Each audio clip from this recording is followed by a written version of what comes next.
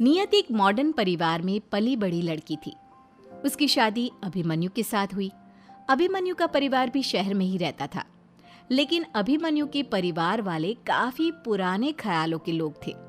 अभिमन्यु के परिवार में अभिमन्यु की माँ उर्मिला के साथ साथ अभिमन्यु की दादी भी रहा करती थी। अभिमन्यु की माँ और उसकी दादी दोनों ही काफी पुराने ख्यालों की थी। नियति एक ऑफिस में अच्छी नौकरी किया करती थी। उसे रोज सुबह ऑफिस जाना होता था। एक दिन ऑफिस जाने से पहले, मम्मी जी आज मेरे ऑफिस में एक बहुत जरूरी मीटिंग है, मुझे थोड़ा जल्दी जाना होगा। ठीक है बहू, जल्दी जाना है तो कोई बात नहीं, पर ये बता कि खाने की पूरी तैयारी करके जा रही है या नहीं। हाँ मम्मी जी, सब्जी काट कर रख दी है, आटा भी लगा दिया है, बाकी दाल आप प्लीज बना लीजिएगा ना। बस इसीलिए मॉडर्न लड़की से शादी नहीं कराना चाहती थी मैं अपने अभिमन्यु की। आजकल की लड़कियां ना अपनी सास पर आर्डर चलाती है। अरे तुम्हें ऑफिस जाना है तो जाओ, लेकिन घर का काम तो करना ही पड़ेगा ना। आप सही कहती हैं माँ जी, मुझे देखिए इतने साल हो गए, मैं भी तो आपकी बहू हूँ। मजाल जो घर का काम किए बिना इस घर से कदम भी बाहर रख दूं। आई एम सॉरी मम्मी जी, लेकिन आप जॉब नहीं करती ना, प्लीज़ मुझे जाने दीजिए, मेरी बहुत ज़रूरी मीटिंग है, बाहर से क्लाइंट आ रहा है, मैं शाम को आकर सारा काम कर दूंगी। अच्छा ठीक है, लेकिन आगे से ध्यान रखना, इस तरह की लापरवाही मेरे घर में नहीं चलेगी। अरे मम्मी, आपको तो पता है ना नियति जॉब करती है, ये कोई नई बात थोड़ी ना है। जाने दीजिए उसे, वैसे भी सारा काम तो कर चुकी है। देखा, अब ये भी अपनी बीवी की जुबान बोलने लगा। आजकल के लड़के भी ना बीवी आई नहीं और बस उसी के पल्लू से बंधे रहना चाहते हैं। अरे जाओ भाई जाओ, ऑफिस जाओ। शाम को नियति ऑफिस से लौट कर आती है। आ गई महारानी, आप जा करके बना लो खाना, सुबह का काम तो मैंने कर ही लिया था। आप जल्दी से करो वरना तुम्हारी दादी बहुत नाराज हो जाएगी। हाँ मम्मी जी, बस 2 मिनट, पेट में बहुत दर्द हो रहा है, अभी आकर किचन का काम करती हूँ, बस कपड़े चेंज कर लूँ। काम के नाम पर तुम्हारे पेट में दर्द होने लग जाता है। ये भी सही है भाई। नियति कपड़े चेंज करके रसोई में खाना बनाने के लिए घुस जाती है। ठीक उसी वक्त अभिमन्यु नियति को आवाज देता है। अरे नियति, अगर घर के काम से फ्री हो जाए तो बताना, पास वाले मंदिर चलकर आते हैं, बहुत दिनों से गया नहीं हूँ। तुम खाना बना लो, फिर साथ में चलते हैं। नहीं अभिमन्यु, आज मैं आपके साथ मंदिर नहीं चल सकती, फिर कभी चलते हैं। देख ले भाई, मॉडर्न बीवी एक बात नहीं मानती। दादी वो बात नहीं है, एक्चुअली मैं मंदिर नहीं जा सकती, मेरे पीरियड्स आए हुए हैं। हे राम, ये क्या गजब कर दिया तुमने। अगर ये बात थी तो फिर रसोई में क्या कर रही है। चल चले बाहर, निकल बाहर।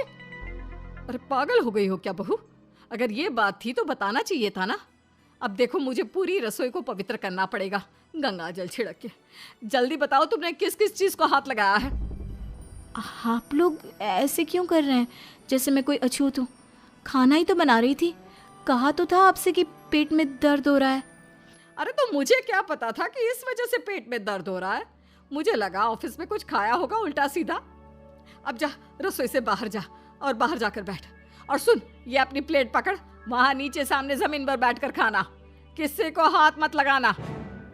लेकिन मम्मी जी हुआ क्या है, मैंने आखिर किया क्या है? अरे कैसी लड़की है, इतना भी नहीं समझती कि महीने के इन दिनों में रसोई के अंदर जाना मना होता है। लेकिन अगर मुझे कुछ खाने को चाहिएगा, पानी पीना होगा तो मुझसे कहना, मैं दे दूंगी। तुम्हारे बर्तन अलग रहेंगे, और हाँ, अपने बेडरूम में बेड पर मत सोना।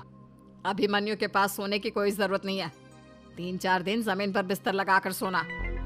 अरे ये क्या बात हुई, मेरे पेट में दर्द हो रहा है, मेरी बैक में पेन हो रहा है, इस टाइम पे तो मुझे बेड पर सोने की ज़्यादा ज़रूरत है, आराम की ज़रूरत है, और आप लोग कह रहे हैं कि मुझे ज़मीन पर बैठना है, ज़मीन पर सोना है। अभिमन्यु क्या हो रहा है ये सब? देखो नियति, मैं इस बारे में कुछ नहीं कर सकता यार, प्लीज समझ जाओ ना। नियति खाना खाकर अपने कमरे में आती है और चुपचाप जमीन पर सोने लगती है। नियति अपने सास की बातें सुनकर बहुत दुखी थी। अभिमन्यु, ये क्या तरीका है? अब मुझे बार बार पीने का पानी भी मम्मी जी से मांगना होगा। उसकी कोई जरूरत नहीं है। ये जग में भर के पानी मैंने यहाँ पर रख दिया है, तुम ये पी लो, और कुछ भी चाहिए तो प्लीज मुझे बता देना। ठीक है, ऐसा लग रहा है जैसे मैं कोई अछूत हूँ जो घर की किसी चीज को टच भी नहीं कर सकती। मंदिर में नहीं जाते ये तो मैंने सुना था, लेकिन घर के अंदर इस तरह से रहना, ये सब मुझे बिल्कुल पता नहीं था। अगली सुबह नियति तैयार होकर अपने कमरे से बाहर आती है। वापस जाओ अपने कमरे में जाओ। आंखें बंद करो जल्दी से अपनी। क्या हुआ दादी? आप यहाँ आंगन में बैठकर कपड़े चेंज कर रही हैं क्या, जो मुझे आंख बंद करने के लिए कह रही हैं? अरे मुझसे मजाक करने की जरूरत नहीं है। देखती नहीं तेरी सास आंगन में अचार बना रही है। हाँ तो ठीक है ना दादी, मैं कौन सा मम्मी जी का अचार लेकर भाग रही हूँ। अरे मोटी बुद्धि, भाग नहीं रही है तो अभी महीने के उन दिनों में है। ऐसे दिनों में अगर तेरी नजर भी अचार पर पड़ गई ना, सारा खराब हो जाएगा। अरे लेकिन मेरे पीरियड्स में होने से आपके हाथ का बना हुआ अचार खराब हो जाएगा, ये क्या लॉजिक हुआ? ऐसा कब से होने लग गया?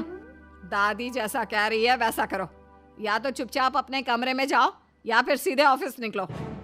लेकिन मुझे ब्रेकफास्ट करना है, कुछ खाना है, और मैं अपने हाथ से कुछ ले भी तो नहीं सकती जब तक आप नहीं देंगी। मैं कुछ खा नहीं लूंगी तब तक ऑफिस कैसे जाऊंगी? हे भगवान, कैसी बहू गले पड़ी है। अच्छा ठीक है, बाहर गैलरी में जाकर बैठो, वहीं मैं प्लेट पे खाना लगा कर देती हूँ।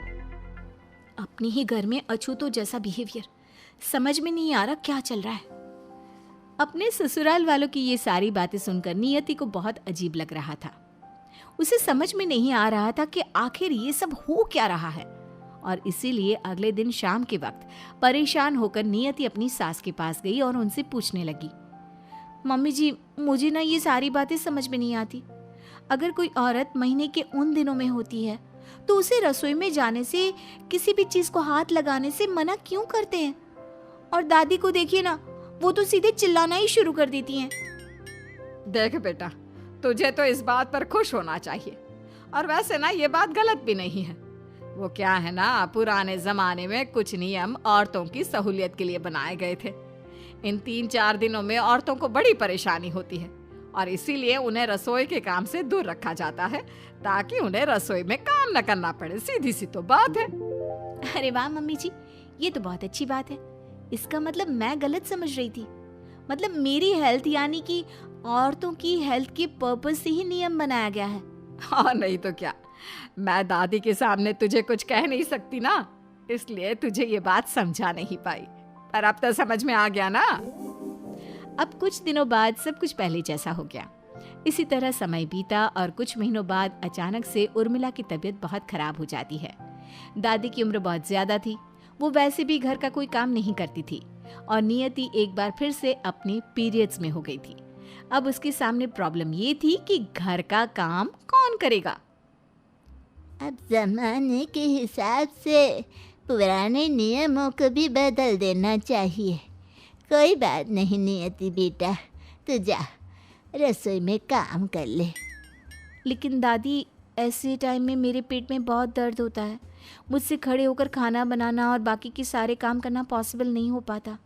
और आप ही तो कहती थी ना, ऐसे वक्त में रसोई के अंदर भी नहीं जाना चाहिए। तो अब क्या करे, तेरी सास की तबीयत इतनी खराब है, तू खाना नहीं बनाएगी तो कौन करेगा काम? दादी, हम बाहर से खाना मंगवा सकते हैं या किसी कुक को बुला सकते हैं। और देखिए ना, ऑफिस का काम करना और फिर पीरियड्स के टाइम में घर का सारा काम करना मेरे लिए पॉसिबल नहीं है दादी। बहुत थक जाती हूँ मैं। हाँ दादी, नियति ठीक कह रही है। पहले तो जब माँ सारा काम कर लेती थी तो नियति को किसी भी चीज़ को टच तक नहीं करने देती थी, और अब अगर मम्मी की तबीयत खराब है तो हम नियति की हेल्थ को भी तो इग्नोर नहीं कर सकते ना। मुझे ज्यादा ज्ञान देने की जरूरत नहीं है बेटा, जैसा मैं कहती हूँ वैसा कर। बाद में हम गंगा जल छिड़क कर रसोई को पवित्र कर देंगे। अभी खाना बनना बहुत जरूरी है। कितनी कमाल की बात है ना, हम अपने हिसाब से कैसे पल में नियमों को बदल देते हैं। पहले हम पीरियड्स के टाइम में औरतों को किचन में नहीं जाने देते, और उन्हें ऐसा फील करवाते हैं जैसे वो अपने ही घर में अछूत हैं। और उस वक्त ये कहा जाता है कि ऐसे नियम तो औरतों की हेल्थ को ध्यान में रखते हुए बनाए गए हैं। लेकिन हम ये भी नहीं देखते कि आजकल की औरतें ऑफिस का भी काम करती हैं, घर से बाहर भी जाती हैं और महीने के उन दिनों में भी हर वो काम करती है जो नॉर्मल डे को या डेली लाइफ में करती है। यानी कि ज़माना चाहे पुराना हो या नया, कुछ ना कुछ अलग नियम बनाकर हम औरतों को कभी मेंटली और कभी फिजिकली परेशान करते ही रहते हैं। और ऊपर से कहते हैं कि सारे नियम और कायदे औरतों के हित के लिए ही बनाए गए हैं। कमाल है।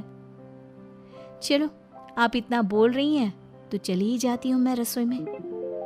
नियति रसोई में जाती है और अचानक वहां से बाहर झांकते हुए बोलती है, अरे दादी, मैं बताना भूल गई, गंगा जल खत्म हो गया है।